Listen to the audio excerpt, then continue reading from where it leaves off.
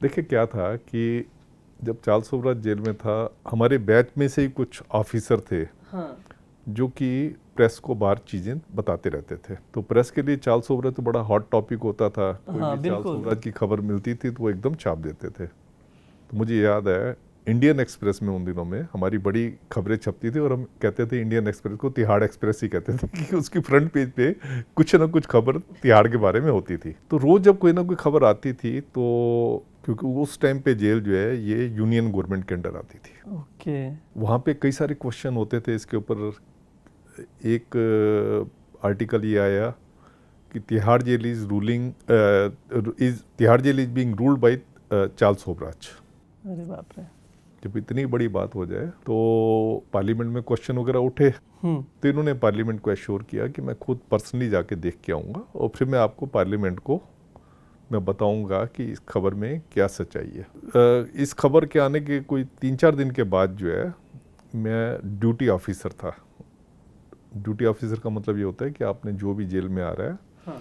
जो भी जा रहा है, सब चीज़ पे आपने वॉच रखनी है, कोई गलत आदमी अंदर ना आ जाए या गलत आदमी बाहर ना निकल जाए। तो मैं वहाँ ड्यूटी ऑफिसर था, इतने में मेरे पास एक सिपाही आया। तो वो कहने लगा सर बाहर कोई खड़े हैं, सरदार जी खड़े हैं, वो कह रहे हैं कि मैं होम मिनिस्टर हूँ इंडिया का, तो मैं उनको अंदर आने दूँ।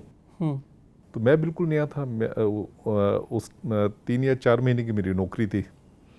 तो पर इतना तो मैं भी समझता था कि अगर होम मिनिस्टर आया तो उसका ये उसके डोमेन में सब चीज़ आती है। तो मैंने कहा अरे बिल्कुल ले आओ उनको। तो उसने जल्दी जल्दी दरवाज़ा खोला तो ज्ञानी जी थे, उनके साथ उनका पीए वगैरह साथ थे। वो आए तो सीधा मैंने उनको जाके जो सैल्यूटेशन थी वो किया। वो कहने लगे हमें आप सीधा वहाँ ले चलो जहाँ चार्ल्स सोबराज को रखा हुआ है। अच्छा। तो मैं उनके साथ चला गया, मेरे पास कोई ऑप्शन नहीं थी, मैं उनको ले गया जहाँ चार्ल्स सोबराज को रखा हुआ था उसकी सेल में। उस टाइम पे बी क्लास और सी क्लास का क्लासिफिकेशन होता था और ये बी क्लास वार्ड में था। बी क्लास के प्रिजनर रखे होते थे।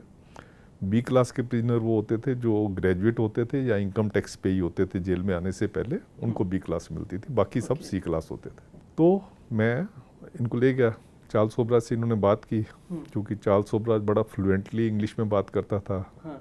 तो मैं बीच में एक कम्युनिकेटर का काम कर रहा था। इनको उतनी अच्छी अंग्रेजी उनको मैं बता रहा कि ये कह रहा है, वो फिर उनको बताया मैं ये कह रहा। तो मुश्किल से 5 मिनट तक वो उसके पास रहे।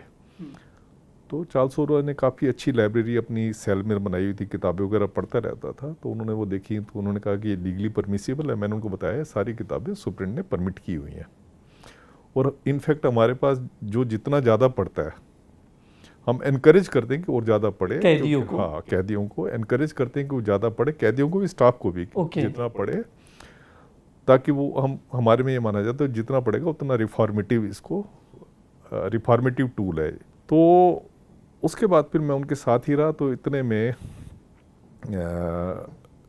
कुछ एक 2-3 प्रिजनर जो है उस वार्ड में इंट्रूड करके अंदर आ गए। मैं फिर बता रहा हूँ मैं बिल्कुल नया था। तो उन्होंने आके कहना शुरू किया चाचा नेहरू जिंदाबाद, चाचा नेहरू की जेल, ये चाचा नेहरू की जेल है, यहाँ सब कुछ मिलता है। अच्छा। I was happy. मैं तब तक इस चीज़ को गाज नहीं कर पाया कि हाँ, मैंने कहा ये कैदी खुश है। ज्ञानी जी भी बड़े खुश थे जब चाचा नेहरू जिंदाबाद कहा तो बड़े खुश थे। इतने में क्या होता है कि जो वो कैदी जो ये नारा वगैरह लगा रहे थे वो बड़े हैबिचुअल प्रिजनर थे। वो किसी और वार्ड से बीच में होके आ गए। एक तो भज्जी था, एक कोई दीना था, दोनों बड़े हैबिचुअल क्रिमिनल थे। उन दिनों में क्या होता था कि शाम का टाइम जैसे होता था, कैदी लोग जो है मैंड्रिक्स की गोलियां खा लेते थे, उससे काफ़ी नशा वगैरह हो जाता है, जो बदतमीजी हो सकती थी वो करते थे। ये मैं बात बता रहा हूँ जब मैंने जेल ज्वाइन की थी। तो मैं खुश था, मैंने कहा चाचा नेहरू जिंदा। ज्ञानी जी भी खुश थे, ज्ञानी जी मेरे से बात करते हुए जा रहे। तो इतने में ज्ञानी जी को मेरे से अलग करके उनका जो पीए थे वो ले गए, त्रिलोचन सिंह जी पीए थे उनके, वो उनको लेके अलग तरफ ले गए, उनसे कुछ बात करते रहे। उसके बाद ज्ञानी जी ने एक वार्ड और देखा, उसके बाद उनको चले गए बाहर। जब बाहर चले गए तो मेरे से एसपी ने पूछा, क्योंकि वो आए नहीं थे। अच्छा। कहने कि कैसी रही विजिट, कैसी रही? मैंने कहा सर बड़ी अच्छी रही। मैंने कहा काफ़ी अच्छी रही, और ऐसे चाचा नेहरू जिंदाबाद का कहा और ज्ञानी जी खुश हो गए थे कि यहाँ तो देशभक्ति का पाठ पढ़ाया जाता है। तो तो अगले दिन हमने इंडियन एक्सप्रेस जब उठा के देखा, उसमें खबर आई हुई थी कि ज्ञानी जी जब जेल में गए तो उनको खाली शराब की बोतलें जो है प्रिजनर ने पकड़ाई। अरे बाप रे। इसके बाद तो अलग। मेरे तो एकदम होश उड़ गए। नई नई नौकरी, मैंने कहा ये तो बिल्कुल काटो तो खून नहीं, ऐसी बात हो रही है। तो उसके एक दो दिन के जब खबर आई, उसके एक दो दिन के बाद मुझे पता लगा सुनील गुप्ता जी को सस्पेंड कर दिया। मुझे सस्पेंड कर दिया, 2-3 ऑफिसर और थे एएसपी लेवल के, उनको सस्पेंड कर दिया था, और साथ में हेड वार्डर वगैरह इनको सस्पेंड किया था। उसके बाद जब मुझे शोकास मिला तब मुझे पता लगा वाकई शराब की बोतलें जो है उनको पकड़ाई थी किसी ने। अच्छा। हाँ, तो मैंने उनको बताया, मैंने कहा देखो, इस एक तो जब गेट से कोई अंदर इंट्रूड किया है तो उसमें मेरी कोई फॉल्ट नहीं, मैं तो ज्ञानी जी के साथ था, मेरा कोई फॉल्ट नहीं है। और दूसरा जो है, ये तो जेल के अंदर का डिसिप्लिन है, कोई मैं पूरी जेल का इंचार्ज तो हूँ नहीं, मैं तो एक पार्टिकुलर 1 या 2 वार्ड का इंचार्ज था, तो मैं पूरी जेल का इंचार्ज तो हूँ नहीं। पर उन्होंने एक चीज़ को ब्रश असाइड करने के लिए हमें सस्पेंड कर दिया। उसके बाद इंडियन एक्सप्रेस में ही खबर आई कि जो असली रिस्पॉन्सिबल थे उनको तो सस्पेंड किया नहीं, ये इन्होंने एक